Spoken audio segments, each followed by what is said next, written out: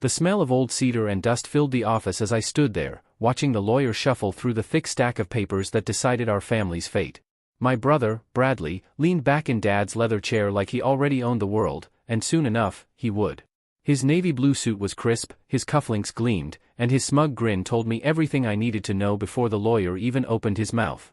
"To my eldest son, Bradley Monroe," said Mr. Howard Lane, the family attorney who'd been with Dad for decades. "I leave my entire real estate portfolio, all properties, holdings, and development ventures, valued at approximately $41 million. The words hung in the air like a sentence being handed down in court. Bradley didn't even try to fake humility. He adjusted his watch, Dad's gold Omega, and gave a soft chuckle. The kind of laugh that stung worse than any insult. "And to my younger son, Eli Monroe," Howard continued, hesitating just slightly. "I leave the Morning Star, my 1987 Boston whaler, currently docked at Portland Marina, slip number 9. The silence that followed felt like the air itself had been punched out of the room. The old fluorescent lights buzzed above us, filling the space where words should have been. Then Bradley broke it, not with sympathy, but with laughter. "Well, at least the failure gets something," he said, turning toward me. "Maybe you can start a lobster tour for tourists, Eli. Might even earn a few bucks." My jaw clenched. Mom looked down, her hands twisting a tissue so tight it tore in two. Uncle Ray, Dad's older brother, stood near the window, his weathered face turned toward the Portland harbor below, not saying a word. "There are no other provisions," Mr. Lane said quietly. "Your father was explicit about his wishes. 41 million versus maybe 8,000. That was the math. And somehow, I was the punchline. Before I tell you my complete story, subscribe and comment where you're watching from. I'd love to know how far this story travels." Bradley was practically glowing with victory. He stood up, straightened his tie, and clapped me on the shoulder with a smirk. "Don't feel bad, little brother. Dad probably left you that boat so you could learn to stay afloat in life." The lawyer cleared his throat, embarrassed to be witnessing this circus. "Gentlemen, if you'll sign here, we can finalize the transfer of assets." Mom's voice trembled as she whispered, "Eli, your father always had reasons. Even when we couldn't see them. But I didn't want reasons. I wanted fairness. For once in my life, I wanted to stand beside Bradley, not under his shadow." When the meeting ended, Bradley shook hands with the lawyer like they were closing another business deal. I stayed behind, staring at Dad's old fountain pen resting beside the contract. The man who built half of Portland's skyline had just reduced my legacy to a fishing boat he hadn't used in years. That night, my daughter Hannah, 17 and fierce as fire, sat across from me at the kitchen table. Her eyes were sharp, her voice steady. "Grandpa always said the value of something isn't in what it costs," she reminded me. "He said it's in what it means." I smiled weakly. "Then I guess this boat must mean I'm broke." "Or maybe," she said, leaning closer, "it means you're supposed to find something everyone else missed." Her words stuck in my chest like an anchor. 2 mornings later, I drove down to Portland Marina. The wind off Casco Bay bit through my jacket, sharp and cold. The security guard at the gate looked up as I rolled down my window. "Morning. Name? Eli Monroe. I'm here to see my boat, the Morning Star." He raised an eyebrow. "Slip 9. Haven't seen anyone touch her in years. Your dad used to come here every Sunday, though. Just sat there. Never took her out." When I reached the dock, I understood why. The Morning Star looked like she'd been through decades of Maine winters, faded paint, cracked vinyl, bird droppings everywhere. The kind of boat no one would look twice at. Harbor manager Walt Peterson, a burly man with coffee breath and kind eyes, ambled over.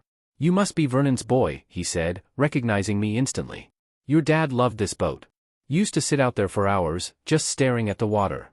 Didn't talk much, but you could tell he was thinking about something." "Probably how disappointed he was in me," I muttered. Walt frowned. "Nah. He talked about you sometimes. Said you were the one who built things that lasted. That's a better kind of rich, if you ask me." I thanked him and stepped aboard. The deck creaked beneath my boots. The boat smelled like salt, engine oil, and old memories. Dad's fishing cap still hung by the cabin door, dusty, but untouched. That night, I sat in the garage staring at the title papers, wondering if I should just sell the boat and move on. Bradley had texted earlier. "I'll buy it off you. 10 grand. Fair offer. It'll make a great planter for my next hotel project." My blood boiled.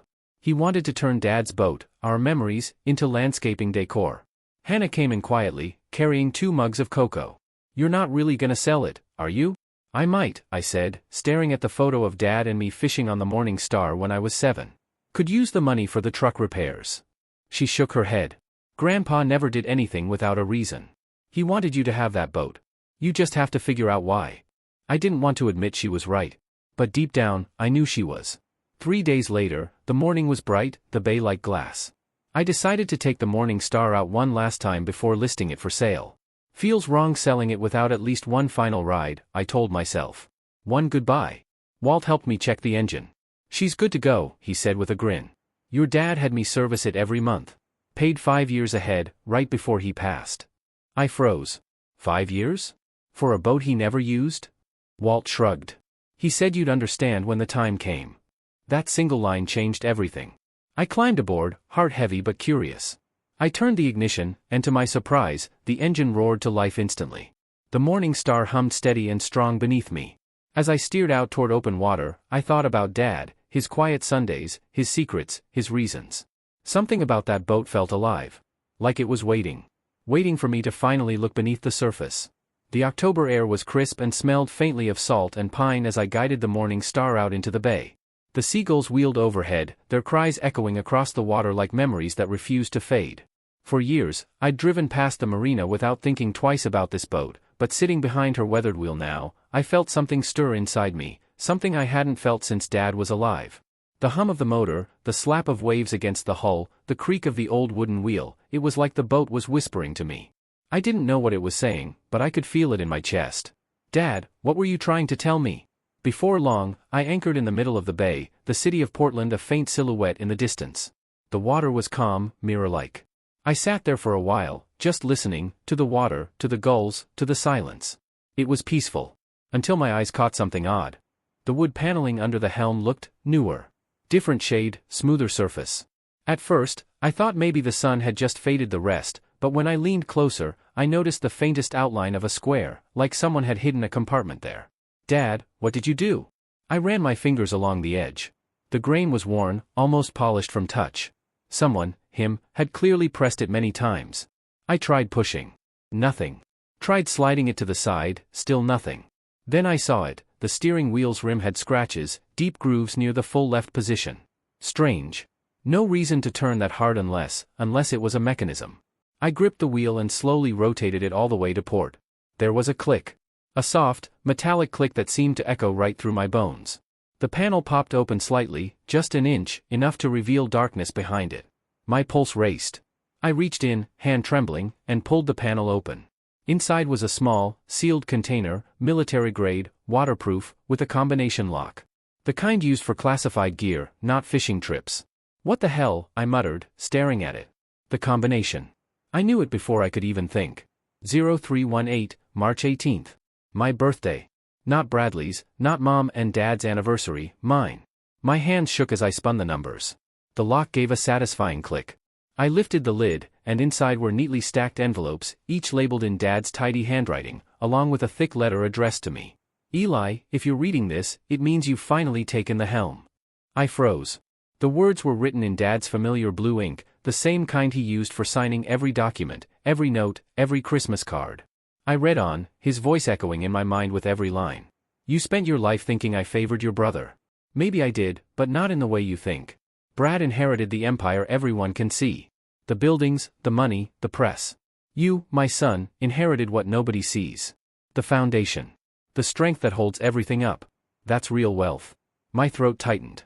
I opened the first envelope. Inside were corporation papers, Blue Harbor Infrastructure LLC, founded in 1992. Another file showed bank statements with figures that made me blink twice. $42 million. Then contracts. City partnerships. Construction projects, all familiar names. Brunswick Highway expansion. Scarborough Water Plant. Bangor Bridge retrofit. Every one of those jobs, I'd worked on them. Every single one. My name appeared in the project notes, over and over again. Site Supervisor, E. Monroe. And beside each, in Dad's handwriting, strong work. Reliable. Built like him. It hit me, the reason he always asked about my construction jobs. Why he kept every clipping, every report I mentioned offhand. While Bradley handled real estate, I'd been unknowingly building Dad's second empire. One made of steel and concrete instead of marble and ego. I swallowed hard and opened the next envelope. Inside was a letter dated the week before he died. Eli, Blue Harbor was never meant to appear in the family records. I built it quietly, in the background, while Brad and I ran the real estate business. You didn't just work for contractors, you worked for me. You were the unseen partner. The one who built what lasts. I had to sit down. The deck seemed to tilt beneath me. My own father had built a hidden fortune, and tied my life's work to it. But there was more. Another envelope, this one marked truth. Inside were adoption papers dated 1987. I blinked, reading my own name beside the words, biological father, Raymond Monroe. Uncle Ray. My stomach turned. My hands went cold. I read on. When you were born, Ray was young, reckless, and lost. I had been told I could never have children. When I learned about you, I saw not a scandal, but a second chance. I promised your mother I'd raise you as my own. I did. You may not share my blood, Eli, but you share my purpose. That makes you my son. I dropped the papers. My breath came shallow. Uncle Ray. The quiet man who never said much at family gatherings, who always looked like he was carrying something heavy. And Dad, who'd built a whole empire while pretending everything was normal. I wasn't his biological son. But I was something else. Something deeper. His chosen one. His partner. Hours later, I tied the Morning Star back at the marina and sat on the dock, staring at the dark water below. Everything I thought I knew had shifted. The man I'd spent my life trying to impress had loved me more than I ever realized. Walt walked by, sipping from a thermos. You okay, Eli? You look like you've seen a ghost. I smiled faintly. Maybe I have. He chuckled softly. Your dad used to say, the sea doesn't keep secrets, she just waits for the right tide to reveal them. Guess your tide came in. When I got home, Hannah was waiting in the living room, half asleep on the couch. I sat beside her and placed the adoption papers and Dad's letter on the coffee table. She blinked, confused. Dad, what's all this? I looked at her, voice trembling. It turns out, sweetheart, I wasn't Grandpa's son. Her eyes widened. What? Then who? I was his partner, I said quietly. His secret partner. And maybe his real heir. She stared at me, tears glinting in her eyes, then smiled. Guess Grandpa really did see something in you. Yeah. Maybe he did. But I still hadn't seen everything yet. Because inside that box, at the very bottom, there was one more envelope, one I hadn't opened yet. It was marked in red ink. For when you're ready. And something told me. I wasn't. I barely slept that night. Dad's letter, the company documents, the adoption papers, they sat spread across the kitchen table like ghosts refusing to leave. Every word, every date, every signature chipped away at the version of my life I thought I understood. By sunrise, I'd made a decision. If I was going to understand why Dad did this, why he hid all of it, I needed to talk to the only person who might know everything, Mom. When I pulled up to her white clapboard house on the edge of Portland's West End, the morning fog still clung to the ground. She was in the kitchen, wearing her old blue robe, stirring oatmeal like she always did when something heavy was on her mind. She looked up, saw my face, and froze. You found it, didn't you? I set the file on the counter. You knew? Her lips trembled. Vernon made me promise never to tell you. He said you deserved a normal life. That you should grow up free of the weight of grown-ups' mistakes. Mom, I said quietly, I spent my entire life trying to earn his approval, thinking he didn't see me the same way as Bradley. And all this time, I wasn't even his son. Her eyes softened. That's not true. You weren't his blood, but you were his heart. He loved you like no father could love a son. Maybe even more because you weren't his by birth, you were his by choice. I looked at her, my throat tight. Why didn't Uncle Ray ever say anything? Because Vernon asked him not to. He said he'd raise you as his own and protect you from the rivalry that poisoned everything in that family. Ray agreed. He thought it was best for you. But he was my biological father, I whispered. He just watched me grow up pretending to be my uncle? Tears filled her eyes. He didn't just watch. He made sure you were never far from him. You think it was coincidence you got those contracting jobs? Ray pulled strings, quietly. He wanted to see you build your own life, and he knew Vernon would guide you the rest of the way. I leaned against the counter, staring at the letter again. The lines blurred through the tears I hadn't realized were falling. Dad built an entire second business, I murmured. He kept it secret. And somehow, I was building it without knowing. Mom nodded slowly. He called it his quiet empire. Said the world doesn't need to know who truly holds it up. Only that it stands strong. That line hit me like thunder. The foundation doesn't need applause. It just needs to hold. That afternoon, I drove across town to Ray's workshop, a small contracting yard tucked behind a diner on Route 47. The smell of sawdust and motor oil hit me as I stepped inside. Ray looked up from under a truck hood, wiping his hands on a rag. When he saw me, his face went pale. Eli, he said softly. Guess I don't have to ask if you found the boat. I held up the envelope labeled Truth. You knew I'd find this someday. He sighed. Your dad, Vernon, said you'd come here when you were ready. That day just came sooner than I expected. Why did you let him raise me? I asked. Why not tell me the truth? He set the rag down and leaned against the workbench. Because I wasn't the man I needed to be back then. I was young, reckless, selfish. Vernon wasn't just my brother, he was my compass. When he found out your mom was pregnant, he didn't get angry. He said, let me fix this, Ray. Let me give this kid a name, a future, and a father worth looking up to. He paused, staring down at his grease-stained hands. You were that future. I was just the fool who gave up the right to call you son because I knew he could do it better. I stood there, trying to process it all, the years of silence, the strange distance, the weight in his eyes at every family gathering. You both built your lives on a lie, I said finally. Ray shook his head. Not a lie, Eli. A promise. Vernon promised to raise you with purpose. I promised to stay out of the way until you became the man he believed you'd be. Then why tell me now? He smiled faintly. Because you earned the truth. You proved him right. He walked over to a metal cabinet, pulled out an old cigar box, and handed it to me. Your dad gave me this years ago. Said to give it to you when the time was right.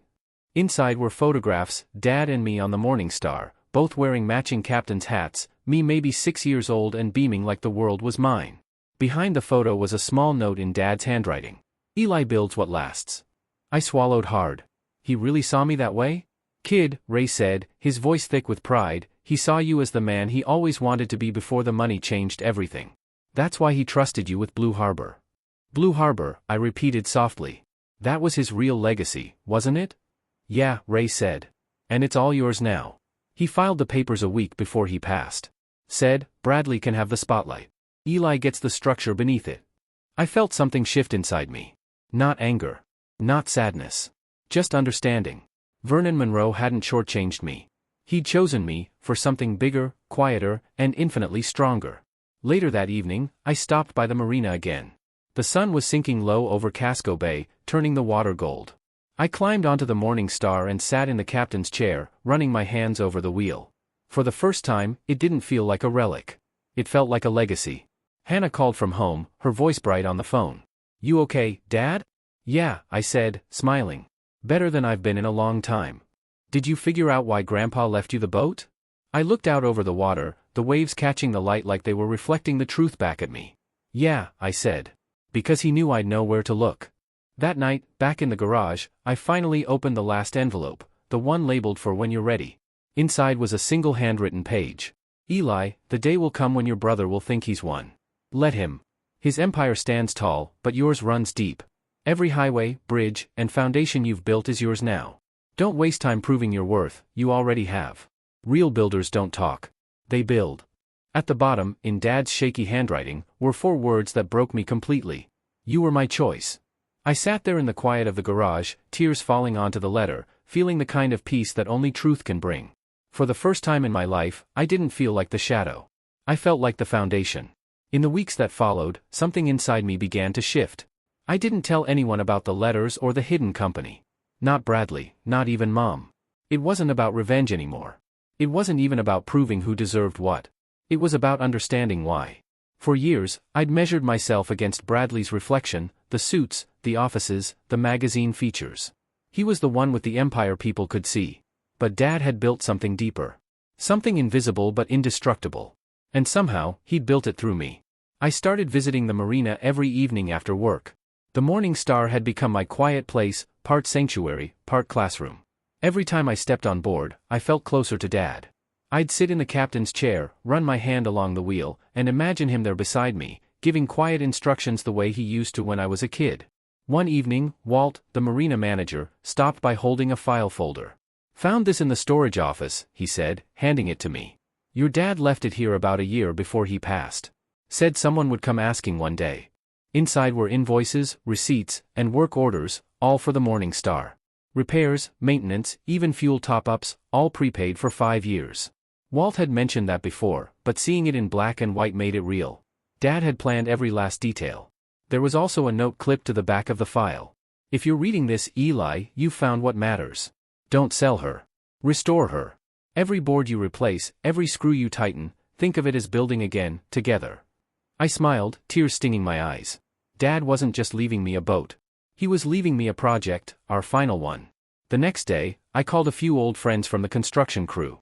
Got a restoration job, I told them. A small one, sentimental more than profitable.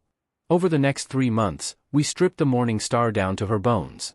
We sanded every inch, replaced rotten panels, restained the mahogany deck, polished the railings until they shone like sunlight. Hannah came by after school most days, hair tied up, paint-smeared jeans, and all teenage energy. Grandpa would have loved this, she said, handing me a screwdriver one afternoon. Yeah, I said, tightening a bolt. I think he'd say we're finally doing something together again. She smiled. You think he's watching? I think he never stopped. By December, the Morning Star looked brand new. Deep navy hull, gold trim, new engines, and a restored compass mounted in the helm. The same compass Dad had used decades ago, its needle steady, pointing true north, no matter how rough the seas got. Weeks later, Bradley invited the family to his new office tower downtown. Polished glass, marble floors, champagne on ice, the kind of place that screamed for attention. He greeted me with the same smirk he'd worn since the will reading. Eli, he said, you should see this. Top floor's got a view of the whole city. Dad would have loved it. I smiled. Yeah, maybe. But I think he preferred the view from the water. He laughed, missing the meaning. You still got that boat? You really should sell it. Probably costs more to maintain than it's worth. I looked around at the gleaming walls, the artificial smiles, the hollow applause echoing in the lobby. Some things, I said quietly, are worth more because of what they mean, not what they cost. He blinked, confused. What's that supposed to mean? Nothing, I said with a smile. Just something Dad used to say. I left before the ribbon cutting began. I didn't need to see the tower reach for the clouds. I already knew what held it up, the foundations, the utilities, the infrastructure. All mine, all beneath his empire. Dad was right. Real builders don't talk. They build. That spring, the Morning Star became my second home. Hannah and I painted her name in gold across the stern, just like the old photos showed. One evening, she brought her boyfriend, a quiet kid named Noah, to meet me at the dock. He worked part-time at his dad's hardware store, respectful, nervous. Bradley showed up too, uninvited, as usual, in his brand new Tesla, designer sunglasses on, the hum of self-importance practically echoing off him. Nice boat, he said sarcastically. Still clinging to Dad's hand-me-downs? Before I could answer, Hannah stepped forward, calm and proud. It's not a hand-me-down.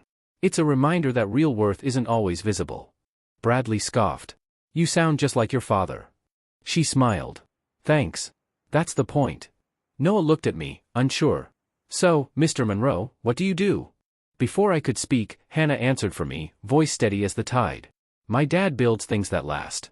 Everything else is just noise. Bradley opened his mouth to speak but stopped, realizing, maybe for the first time, that he couldn't match that kind of truth. He turned and left without another word. I just smiled, looking at Hannah. You're your grandfather's granddaughter. She grinned. Guess it runs in the family. That night, I found another folded note inside the navigation desk, tucked behind the GPS manual, the last one I'd missed. Dad's handwriting was shaky but clear. Eli, success isn't what you inherit. It's what you make from what others overlook. The Morning Star was never about the boat. It was about trust. I trusted you to look deeper, to find worth where others saw waste. You didn't let me down. Bradley got the empire he can count. You got the foundation that counts. Keep it strong. Keep it quiet. That's what makes it last. I folded the letter carefully, placed it back in its envelope, and slipped it into my wallet beside a photo of Dad holding me when I was 5, both of us in those ridiculous oversized captain's hats. Sometimes, when I take the Morning Star out now, I turn off the engine and just drift. The sound of the water, the smell of salt and wood, the whisper of wind through the rigging, it all feels like him. Dad may be gone, but I feel him everywhere. In the strength of the hull beneath me. In the quiet hum of the engine. In the foundation of every bridge, every road, every building I helped create.